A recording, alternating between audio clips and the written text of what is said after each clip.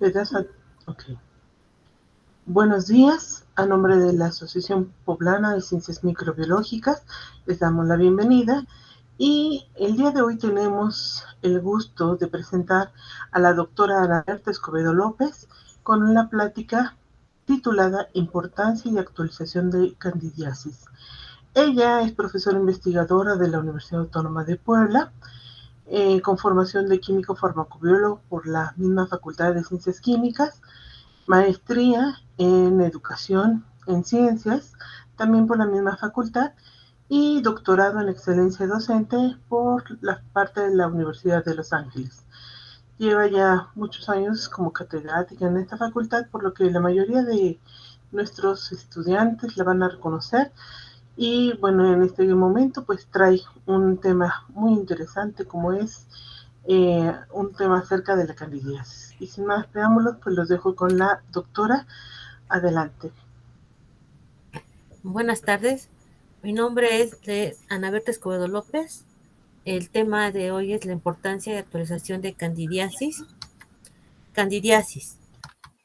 ¿Qué es la candidiasis? Es una micosis de tipo primario o secundario que comúnmente se desarrolla por levaduras de tipo endógeno, que significa que las tenemos como microbiota normal y que al mismo tiempo son oportunistas debido a ciertas condiciones o factores que se puedan dar debido al tipo de paciente o el tipo de microorganismo que factores de patogenicidad pueda generar. También existen, bueno, en este caso la especie más frecuente, vamos a decir que es albicans, Candida albicans, que es la que se considera como parte de microbiota, pero también existen algunas especies de Candida no albicans y que últimamente han surgido o resurgido con mayor frecuencia, obviamente que no al mismo a la par que Candida albicans, sino que se ha visto su presencia mayor. La candidiasis se considera más que es una tipo de manifestaciones de tipo localizadas, diseminadas o sistémicas, en el cual pueden presentar diversos cuadros clínicos. Debido a esto que la característica de candidiasis se le considera como si fuera una micosis de tipo de polimorfismo lesional.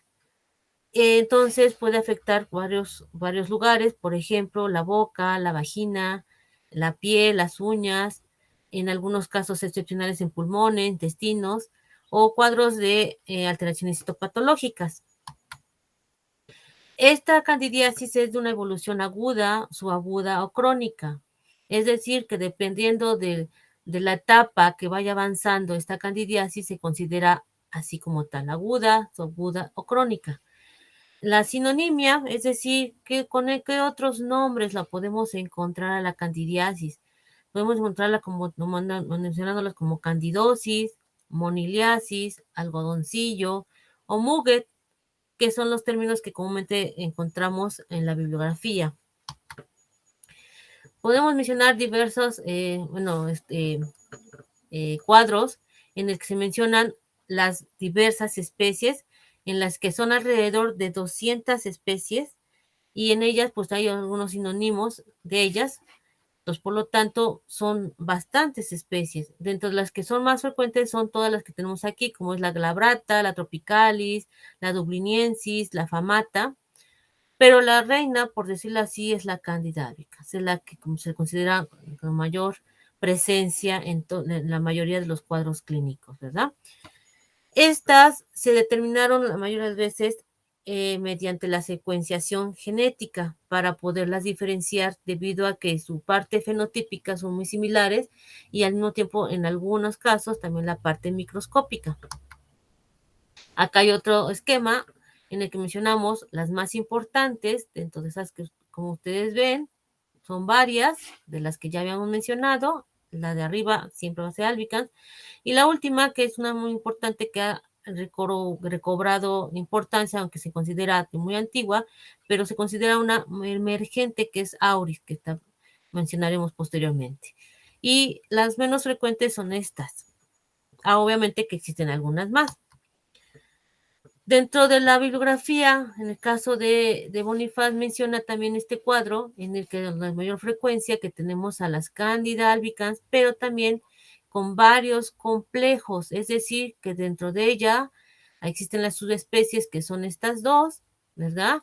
O de las otras especies también tenemos otras subespecies. Y por lo tanto también tenemos estados teleomorfos de ella como tal, y son todos estos en los que algunos telomorfos no son reportados todavía, pero algunos tienen nombres con sinónimos y entonces a veces existe una confusión, pero resulta que son de las mismas cándidas o de las mismas especies. La cándida en general son levaduras ovales de tamaño de 5 a 8 micras, con una reproducción por gemación sencilla, pero ellas pueden presentar pseudohifas e hifas verdaderas. Es su característica que presenta que es un tipo de dimorfismo. Son cosmopolitas. Dentro de ellas son 58 son oportunistas en animales y humanos. Candida albicans se presenta en un 40 a 85% en infecciones humanas.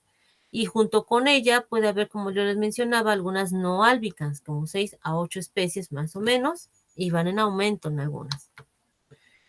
Dentro de la candidiasis podemos mencionar formas clínicas. Aquí es un cuadro muy general que podemos determinarlas en tipo endógeno y de tipo exógeno, que son estas, cutánea, mucocutánea, y exógena es la invasiva.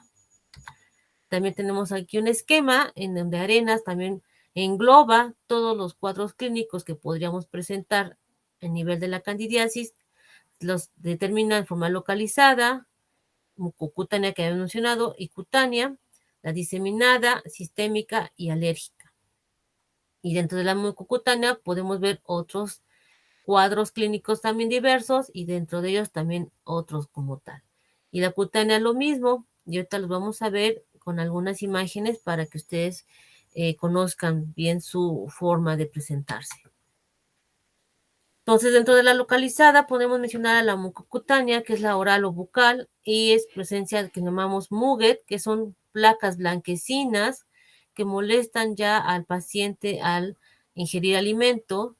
Estas se presentan en forma masiva, aunque la tenemos como forma, como microbiota a nivel de boca, pero hay un desequilibrio a nivel del mismo paciente por su cuadro clínico, su sistema inmunológico, puede generar este tipo de cuadros de Muget o de algodoncillo, que también se le conoce, presentándose con glositis y estomatitis. ¿Qué significa esto? Estomatitis es que la inflamación a nivel de los labios como tal, igual con presencia de esas placas blanquecinas, y la glositis es como si fueran, como estuvieran los labios partidos. Eso viene siendo. La mayoría de veces este tipo de cuadros se presentan en pacientes de la tercera edad o en niños también, ¿verdad? Entonces ahí puede estar presentes. A partir de ahí podemos ver que también se puede generar las digestivas, que comúnmente se dan en el exófago. En el estómago se menciona que no es tan factible porque a veces su pH es muy ácido, que le perjudica tal vez la presencia de ella, aunque ella sí le gusta el pH ácido, pero no tanto, pero comúnmente lo vamos a encontrar a nivel de intestino delgado y grueso. Entonces, por lo tanto, a veces en los aislamientos los podemos encontrar a nivel de materia fecal o a nivel de rectal, la toma de muestra, y podemos encontrarlos ahí a la cándida.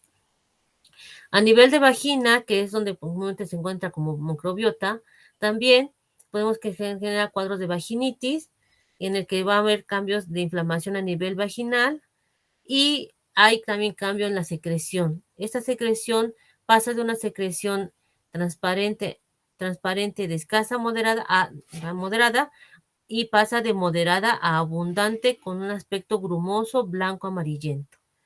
En el caso de los hombres se le conoce como balanitis, que es consecuencia de una relación de tipo sexual, es decir, que ya este sería un tipo exógeno. Esto sería endógeno, y este tipo exógeno genera una especie de sarpullido, es decir, lesiones vesicopustulosas con prurito en ambos casos y con molestias al tener relaciones. Tenemos también la bronquial y pulmonar, que son cuadros similares a un cuadro tal vez de tuberculosis, de bronquitis, y entonces están afectando a los bronquios que van a generar inflamación y les cuesta la respiración a los pacientes. También tienen sintomatologías de malestar general y lesiones de problemas de algunas secreciones. En el caso si es a nivel pulmonar, pues son las secreciones mucopurulentas. Tenemos la cutánea, que también mencionamos, y en el caso de la cutánea podemos decir que son los sintétrigos, que son lesiones a nivel de pliegues grandes y de pliegues pequeños, es decir, pliegues amplios a nivel submamarios y a nivel pequeños a nivel de los entre los dedos como tal. Y entonces también son lesiones muy parecidas a las lesiones vesiculopustulosas o eritematosas. En el caso de la maroniquia y onicomicosis, que son afectando a nivel de las uñas, ¿verdad? Y en ellas podemos que la parónica es una inflamación a nivel de la uña, con deterioro de la uña, hay molestia al palpar y a veces llega el caso a la onicolisis, es decir, la caída de la uña. Tenemos la onicomicosis, que son ya cambios de la forma de la uña, de color, al mismo tiempo también aquí, que pueden ser de color amarillentas a negras. Tenemos otra que es la zona del pañal y vesículo pustular y folicular, que vienen siendo lesiones a nivel de piel en algunos, en los pacientes de bebés, por la presencia de tanta humedad, y esto es porque se degrada la urea, ¿verdad? Por la flora bacteriana, y entonces se genera amoníaco, y entonces ahí es un pH alcalino, entonces ahí es donde empieza a proliferar la cándida. Tenemos la invasiva, que se va a ser diseminada y profunda, y tenemos que es la candidosis mucocutánea crónica y la granuloma candidósico. En ella, por ejemplo, principalmente son pacientes que están en los hospitales, en UCIN, debido a que a veces nacen por el conducto vaginal de la mamá y la mamá tiene candidiasis, entonces pueden ser afectados de esta manera. Le conoce como candidosis mucocutánea crónica. Y la granuloma candidósica es por algunos pacientes con infecciones de algún otro tipo, es decir, que tienen problemas de SIDA o alguna otra enfermedad, entonces pueden generar estos granulomas, y si llegan a presentar a lo mejor alguna mala higiene, también puede afectarles.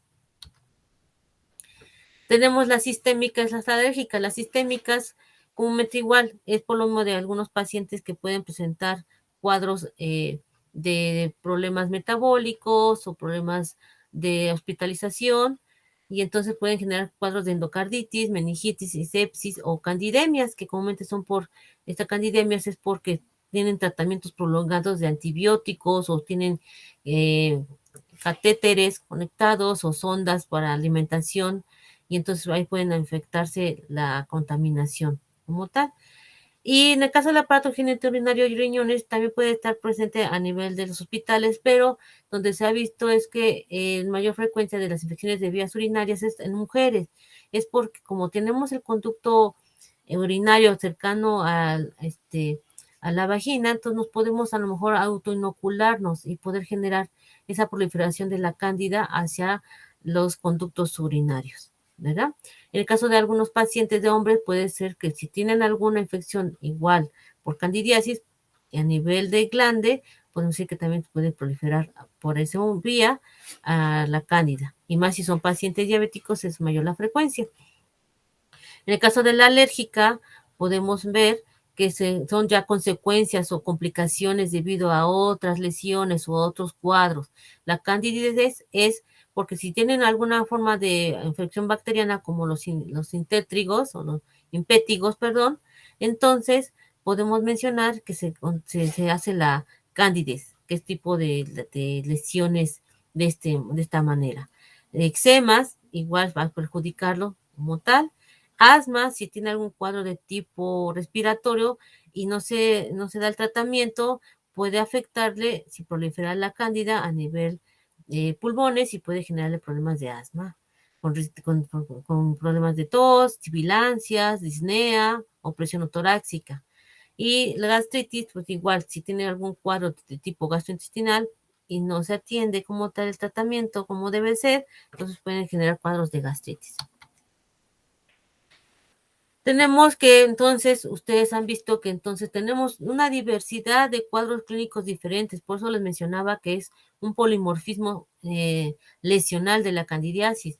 Entonces, por lo tanto, tiene que haber un diagnóstico diferencial.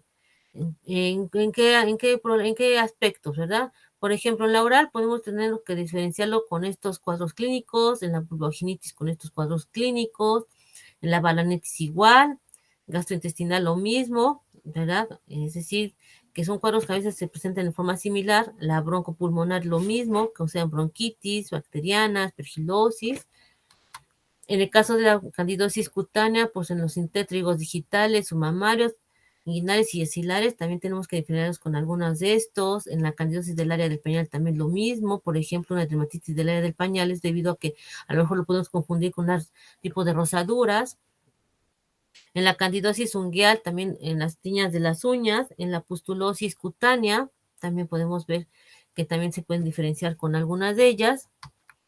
Y en otras, pues en la endocarditis de tipo bacteriano, tenemos que diferenciarlos, o en las meningitis también de tipo bacteriano, o en las candidurias de tipo de vías urinarias.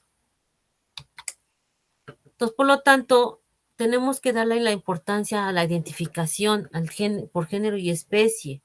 Ahorita vamos a ir viendo de esta importancia, es porque, en primer lugar, pues ya se está basándose en que también vemos la parte taxonómica debido a que se empiezan a caracterizar, como les mencionaba, en la secuencia genética. Entonces ya se estableció una parte taxonómica en su identificación como tal. En la parte epidemiológica, también darle la importancia de su identificación. ¿Por qué? Porque tenemos que analizar tanto el tipo de paciente, la sintomatología, la fuente de infección, cómo avanza la enfermedad, qué distribución geográfica hay. Dentro de los terapéuticos, pues de que hay especies de cándida resistentes a los azoles, como en el caso, por ejemplo, de la cándida krusei o la cándida glabrata. Pero también, como les mencionaba, la cándida auris ha resurgido y ella se ha visto que es multiresistente. Entonces también hay que ver esa importancia a nivel terapéutico. Permítame tantito. Entonces, como mencionamos ya, pues estas vienen siendo oportunistas. Entonces, el oportunismo tiene que ver o tiene que ser influenciado por muchos factores. Entre ellos, que vamos a ir mencionando más específicamente, son los factores predisponentes basándonos en el huésped, en qué otra cosa, en la levadura, que en este caso es la cándida, que es un hongo, ¿verdad? Cómo se comporta ella, qué factores ellos pueden presentar para poder generar la infección o la micosis, ¿verdad? Obviamente que también hay otros factores que los han favorecido, como la generación de nuevos y más potentes antifúngicos o esteroides tóxicos en las que, pues así que van afectando a los pacientes, ¿verdad? Porque las mismas cándidas, pues van generando esa resistencia. Y también el aumento de diversas enfermedades de tipo hematológico, metabólicos o trasplantes de órganos en un aumento. Entonces, esa susceptibilidad inmunológica se va viendo debilitada y entonces favorece ese oportunismo y se genera la candidiasis.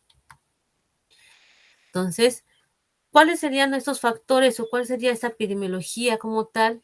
Sería que, pues, comúnmente, pues, se dan todo tipo de edades, pero más común en pacientes pequeños, niños o de la tercera edad, es donde más frecuentemente. Entonces, hay que ir revalorando el cuidado de ellos, la prevención en ellos.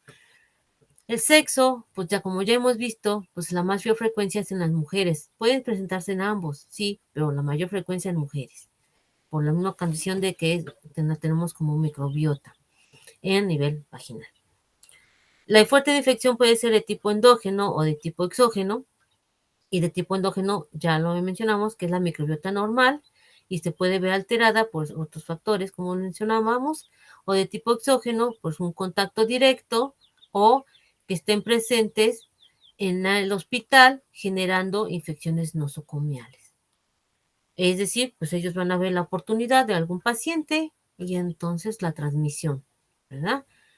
Y la distribución geográfica, pues como mencionábamos, que puede ser de tipo cosmopolita, es decir, la encontramos en todo el mundo. ¿Qué factores predisponentes, verdad? Hablamos de tantos factores. Aquí están los factores predisponentes. ¿Cuáles vienen siendo? Factores fisiológicos, enfermedades debilitantes, inmunodeficiencias primarias o adquiridas, iatrogénicas o miscelánea. Nuestros factores fisiológicos, pues podemos ver en el caso de la mujer o en el caso que se llegan a afectar a nivel de boca, es el cambio de pH, la variación de pH, que puede estar en un pH que a la cándida le favorezca y entonces llega a proliferar. Y si el cuadro clínico del paciente es más debilitante a nivel inmunológico, pues puede ser más favorable. Entonces, aquí un cambio pH, o cambios hormonales, como en el caso de las embarazadas, que también pueden ser perjudicadas. Entonces, a diferencia de una mujer normal, las mujeres son las que están afectadas más, las mujeres embarazadas, por esos cambios hormonales. En enfermedades o procesos debilitantes, en las diabetes, en las pacientes anoréxicas, ¿verdad? En las inmunodeficiencias primarias, pues pacientes con SIDA, leucemia, como les mencionaba, con pacientes con tratamientos prolongados de antibióticos o con sondas, ¿verdad? O con dispositivos intrauterinos, también podemos ver que también pueden estar ahí presentes. En la miscelánea, que ya mencionamos algunos cuadros clínicos, que es por el uso de las prótesis como tal, y algún mal aseo, entonces los pacientes de la tercera edad pues se ven afectados, o los bebés que por el mal uso de los pañales también pueden ser afectados. Entonces, por lo tanto, el desarrollo de la candidiasis podemos mencionar que son diversos, principalmente por cambios fisiológicos, de un tipo genético, hormonales, alteraciones metabólicas, enfermedades de diferentes tipos, trasplantes y deficiencias inmunes, o de otras, por ejemplo, que son las carencias nutricionales, alcoholismo, edades extremas, como mencionamos de las edades extremas, quemaduras o tratamientos como tal. Las distintas especies de Cándida también podríamos decir que también es un factor en las que puedan generarse ese oportunismo para poder invadir el estrato córneo y producir las inflamaciones. ¿Cuáles son estos factores que ayudan a la cándida para poder generarse la candidiasis? Pues que, como mencionábamos ya, que es dimorfismo, que puede generar pseudohifas, hifas y levaduras, ¿verdad? Una mayor capacidad infectante. Puede haber adhesión o tigmotrismo, formación de biofilms, entrecruzamientos, MTL, paquete enzimático, microbiota habitual, adaptación a diversos pHs y cambio fenotípico. Son todos estos factores que hacen que la cándida favorezca la generación de la infección o de la micosis. Aquí tenemos algún esquema para que sea más entendible, que comúnmente la levadura se presenta en forma normal de este tipo, pero conforme ya va generando sus factores de patogeneidad o virulencia, son estos diferentes, como el dimorfismo, ¿verdad? La adhesión o filamentación, el tigmotrismo e invasión celular, la conmutación o cambio de fenotípica de lisa a rugosa, se le conoce como switch change, o la formación de biopelículas, catéter o superficies en inertes. Esto es lo principal en algunas características de superficies inertes. Aquí lo vamos a ver mejor a nivel de imágenes, a nivel de microbiota normal, hay un cambio a nivel patógena, entonces hacer la identificación cuando hacemos el estudio en laboratorio es donde vamos a ver la diferenciación cuando es patógena o no patógena. Las adhesinas, que son las enzimas, ¿verdad? Algunas enzimas o algunas manoproteínas que nos van a ayudar a que se pueda adherir, reconocer célula epitelial a esa pues la adhesina y puede penetrar fácilmente. Los cambios, como mencionábamos, fenotípicos, las secreciones enzimáticas que les van a ayudar también a la penetración y destrucción de la célula para poder nutrirse con esa destrucción y entonces poder penetrar gracias a la presencia de las proteasas, fosfolipasas y lipasas. Y las películas o biofilm, que es una característica muy, muy frecuente de las cándidas, principalmente en pacientes de la tercera edad, que son los, como mencionaba, las prótesis, que a veces la limpieza de estas prótesis no son las adecuadas, y entonces, por lo tanto, se generan las biofilm, generación de un conglomerado de estas moléculas, de estas células, y entonces genera la presencia de biofilm.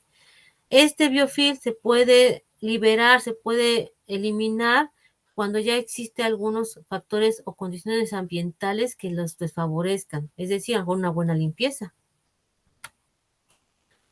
Entonces, por lo tanto, la Candida albicans, que es la que pues, yo mencionaba, que es la que más frecuentemente se ha visto en casos clínicos, hay diferentes mecanismos de virulencia, puede ser desde la colonización, la infección superficial, la infección profunda o la infección diseminada. Y en cada una de ellas puede generar diferentes formas de mecanismos. En algunos, si se fijan, podemos ver que hay similitudes como la formación de hifas o la adhesión epitelial, alguna penetración, pero ya dependiendo de dónde está atacando o la presencia de dónde está presente para poder generar la infección, o el mecanismo es donde lo que vayan a realizar. Entonces, por tanto, la especie más frecuente es Candida albicans de un 45 a un 60%. Ya mencionábamos que es microbiota normal a nivel gastrointestinales, a nivel mucosa bucal, a nivel vaginal, a nivel piel oficial. Y también puede vivir en equilibrio con otros microorganismos, ahí se puede mantener, pero si hay un desequilibrio, es decir, que hay disminución de los microorganismos de los otros, esta puede aprovechar y puede generar el daño. Entonces se pierde, entonces se vuelve patógena. En el 2014 se ha reportado que en los hospitales ha habido el auge de aumento. ¿En qué países? En Islandia, en Finlandia, Estados Unidos, aumento en centros hospitalarios de esta cándida. La mayor frecuencia es a mayor del 50%. ¿Cuáles son otras especies que pueden estar encontrándose en los hospitales o en algunos otros pacientes? Pues todo este tipo de especies que han alcanzado porcentajes relevantes. También podemos mencionar que los porcentajes del evento de las diversas especies de Candida también cambian dependiendo del tipo clínico o factores predisponentes y zona geográfica.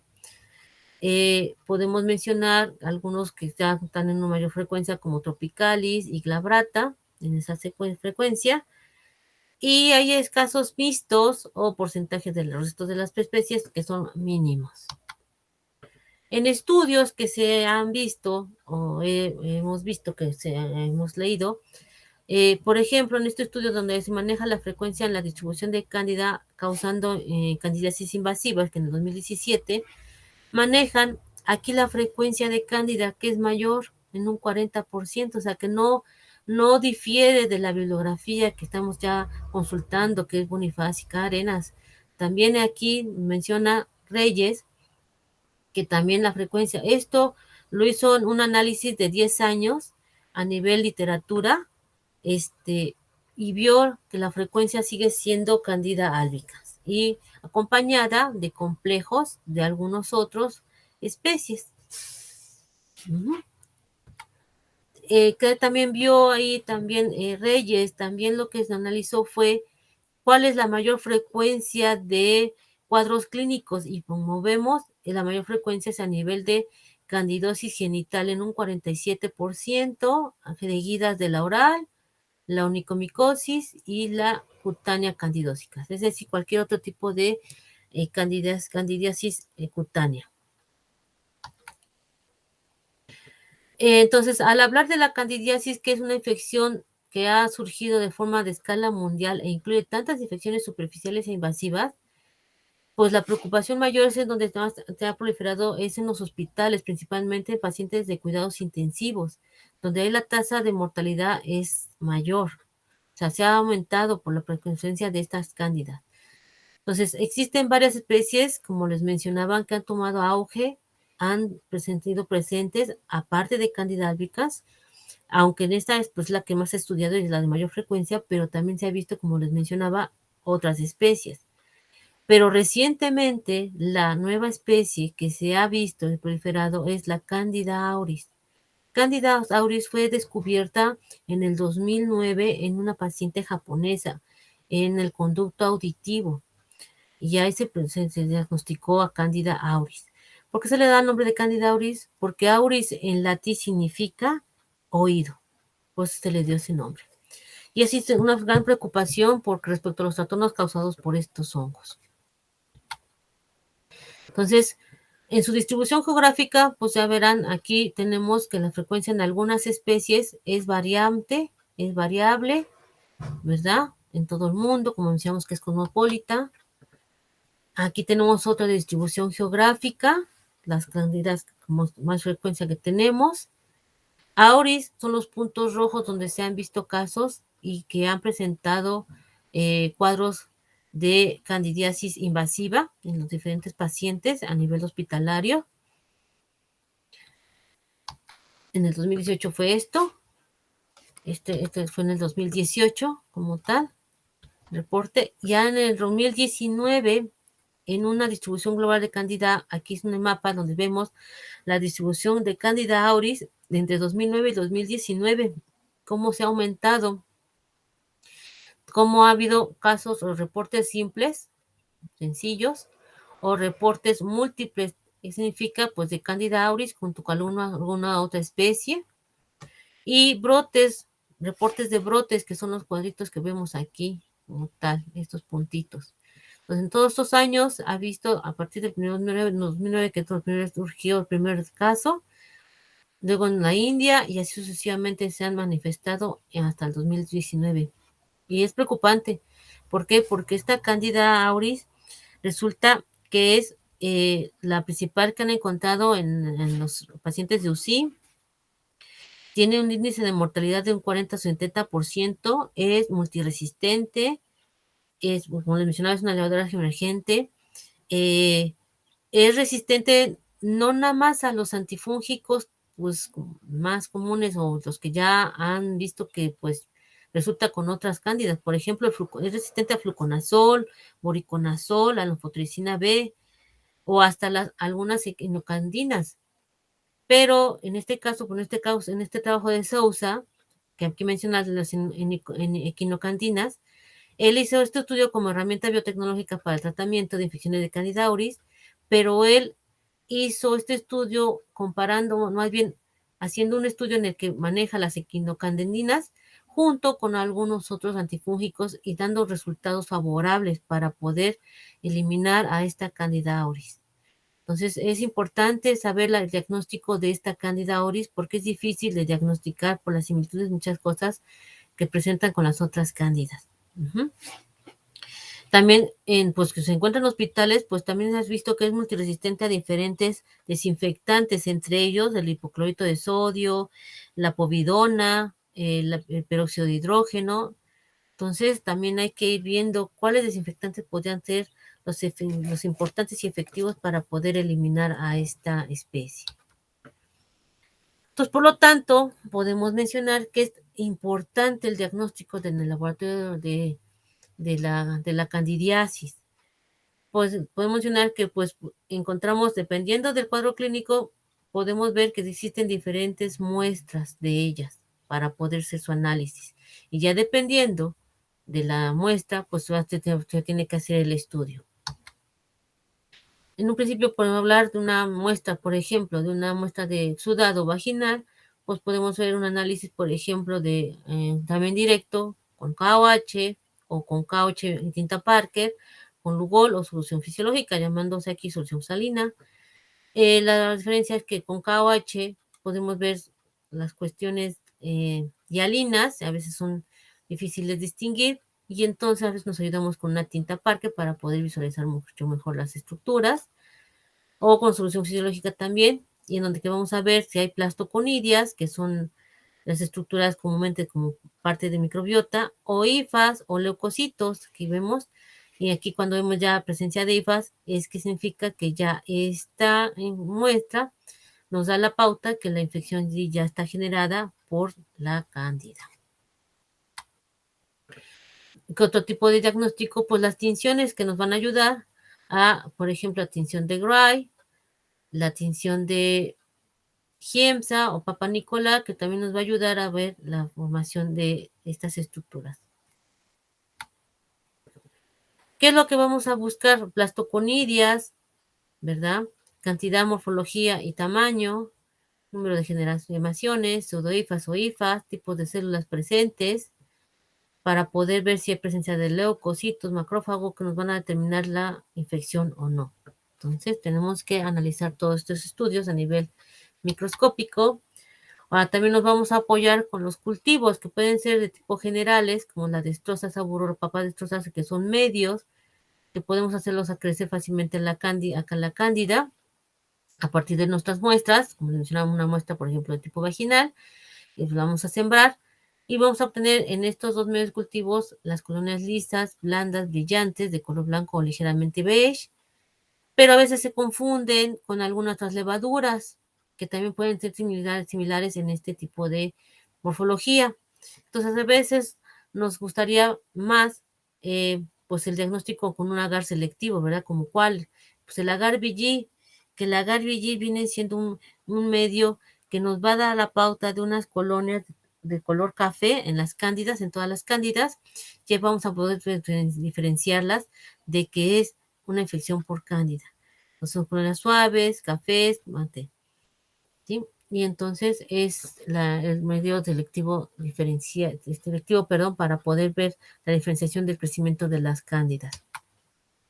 Tenemos otros medios diferenciales como el micocel o el micobiótico, que nos van a dar la pauta de que son con antibióticos, igual que podemos agregarle a la destrozaburo, clorfenicol y cicloximida para hacerlo selectivo, y entonces ya va a ser la pauta que puedan crecer específicamente las cándidas como tal. O otro medio que se llama Dermacel, que también nos va a dar la pauta de poder visualizar también nuestras colonias de cándida. Tenemos los medios enriquecidos, que viene siendo como el agar sangre, también puede ser chocolate, alguna infusión cerebro-corazón o un extracto de levadura, que también nos da la facilidad de poder aislarlo sin ningún problema.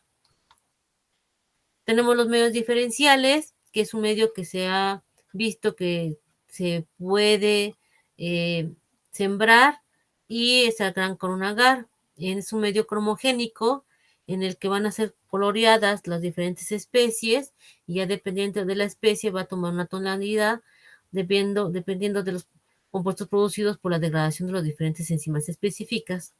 Es por eso que es la mezcla de estos cándidas.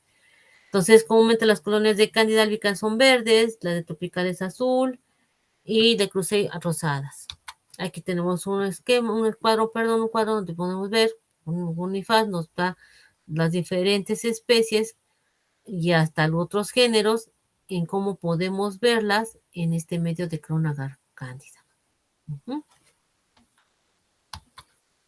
Existen otras pruebas rápidas, que por ejemplo la prueba de filamentación o tubo germinativo, que es donde ya tenemos nuestra colonia, por ejemplo, a partir de BG, la tenemos, la colonia de color café, la agregamos esta colonia en 0.5 mililitros de suero. Principalmente en la bibliografía nos menciona que pues el suero de mejor excelencia en selecciones sería el suero de un paciente diabético por lo rico en azúcares, pero también el suero normal de un paciente también puede servir. Se pone la colonia, se mete a incubar durante 2 a 3 horas a 37 grados, y ya esperamos la presencia de este tubo germinativo, que en esas 2-3 horas Candida albicans puede generar este tubo germinativo. Existe otra especie que también lo puede generar, para poderla diferenciar. Es la especie estelatoidea, que también puede generar en ese tiempo el tubo germinativo.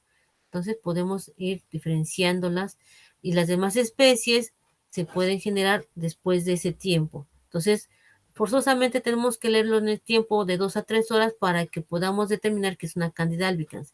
Si nosotros no pasamos de ese tiempo, podemos reportar una Candida albicans como un falso positivo, y no debería de ser, ¿verdad?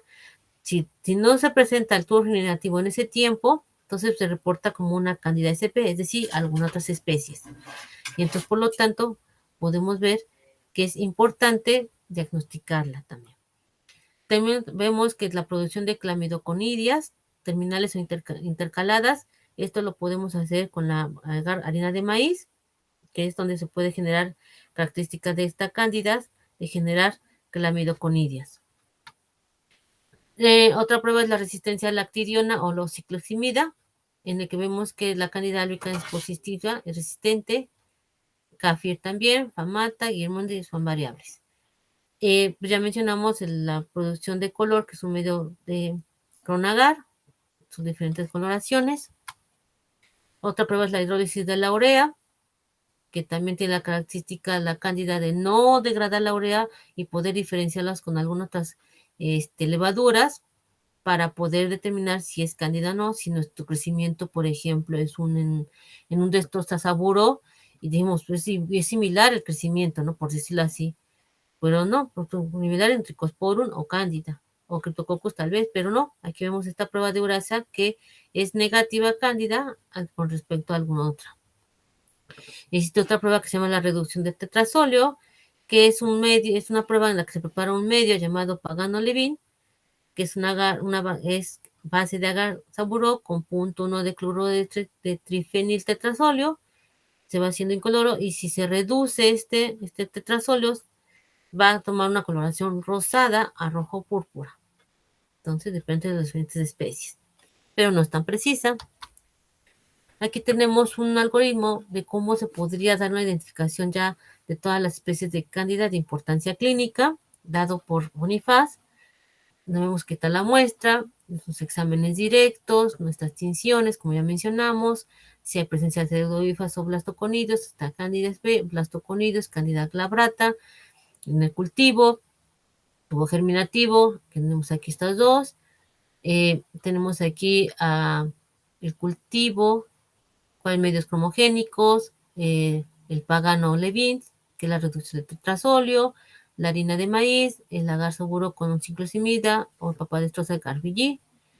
Y tenemos las diferentes pruebas, como ya les mencionábamos, para poder ser positivos o negativos y poder determinar las diferentes especies que podemos identificar.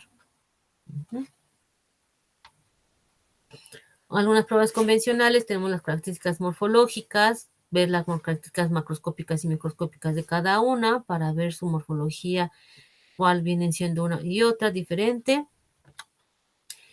Aquí ya son tablas en las que ya manejan la información arenas, de que producen micelio o pseudomicelio, clamidosporas, filamentación de suero, ¿verdad? Entonces, aquí vamos a ir viendo diferenciaciones. Las pruebas bioquímicas o fisiológicas, que es la asimilación de carbohidratos, que es el ozonograma, para poder determinar ya la especie, ¿verdad? Como tal, aquí vemos una prueba de ozonograma, la asimilación de carbohidratos, utilización o la fermentación de carbohidratos, son los azúcares, que es la prueba de simograma. Aquí tenemos ya en una tablita cómo vamos a ir obteniendo las diferentes especies en base a los resultados en los diferentes carbohidratos que se llegan a utilizar, según la prueba de simograma o osograma, Bonifaz.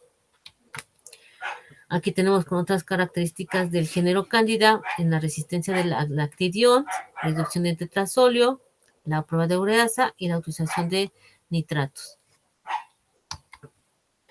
Existen otros métodos automatizados como la Color, que es el sistema API o Microscan o el VITEC.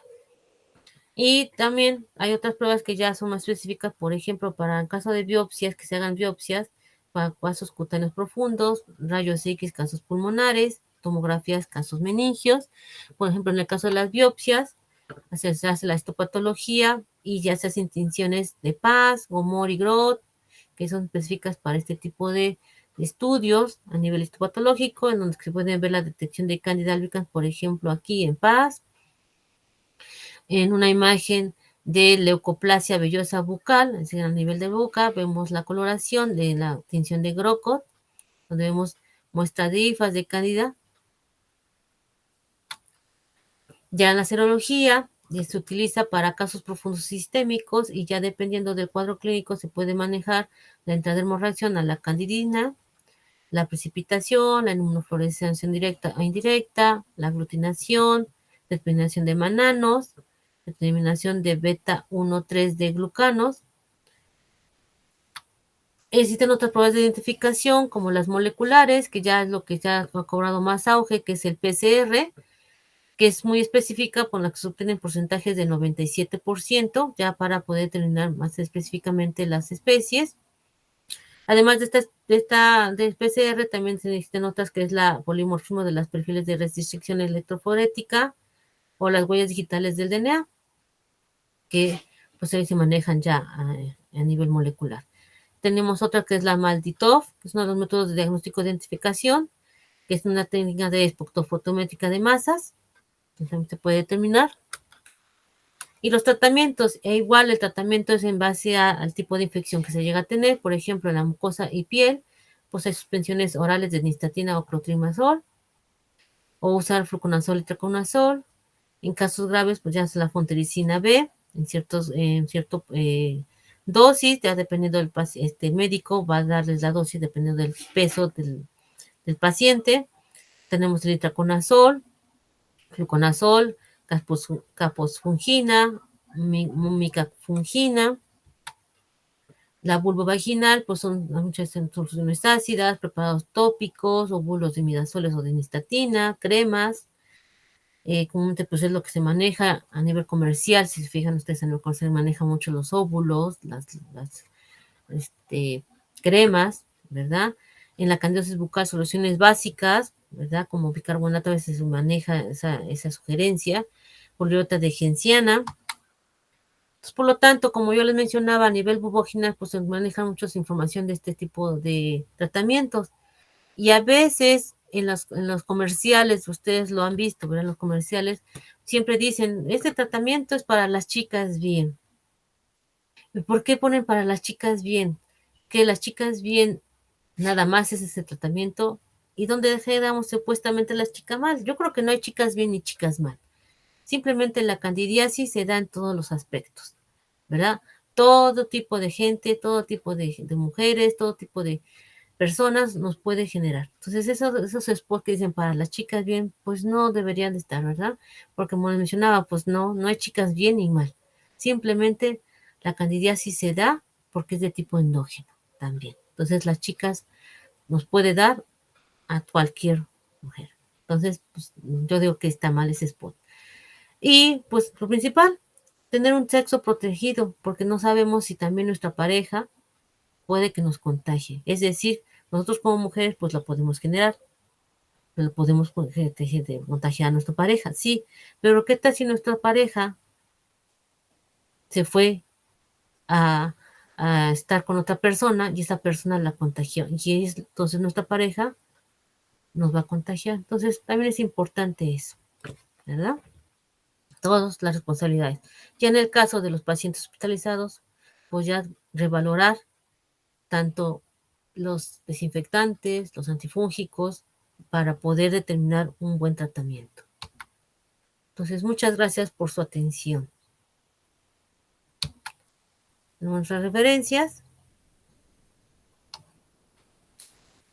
Y pues este trabajo es para la Asociación Poblana de Ciencias Microbiológicas.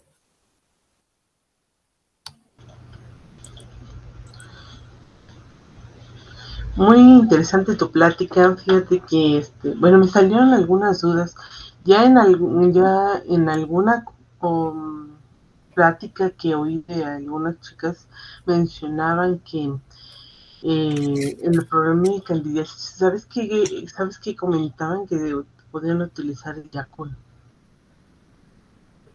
¿A poco? ¿Como tratamiento? como tratamiento. Pues yo que sepa, el Yakult es ácido.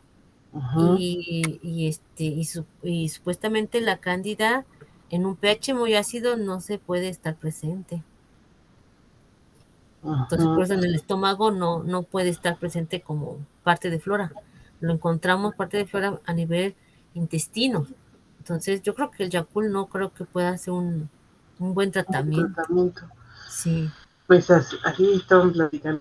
Bueno, a lo mejor por la cantidad de lactobacilos que también contiene y que están tal accesibles, vez. tal vez, ¿no? A lo mejor. Puede que tal vez por los lactobacilos, porque acuérdate que como nuestra flora normal son lactobacilos y hay un equilibrio entre lactobacilos y cándida, pues a lo mejor sí favorece la presencia de lactobacilos, ¿verdad?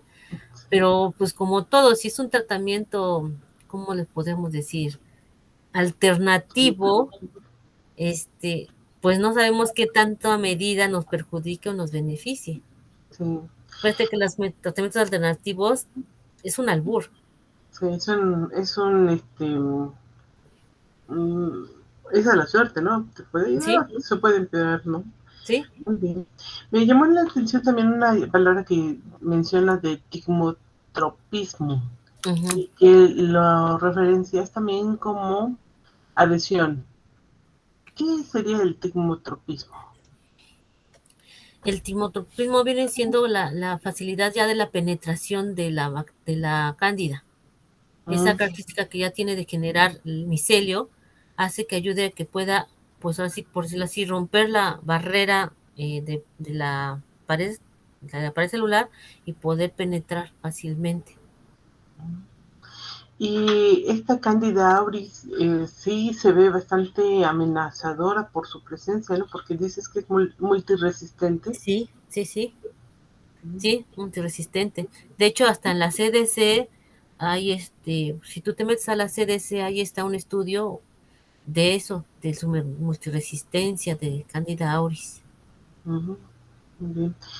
Y también en la técnica de Malitov, en particular, ¿qué se está determinando por su presencia? ¿Alguna micotoxina o algún componente en particular De la prueba de manitol, que mencioné, de Malitov?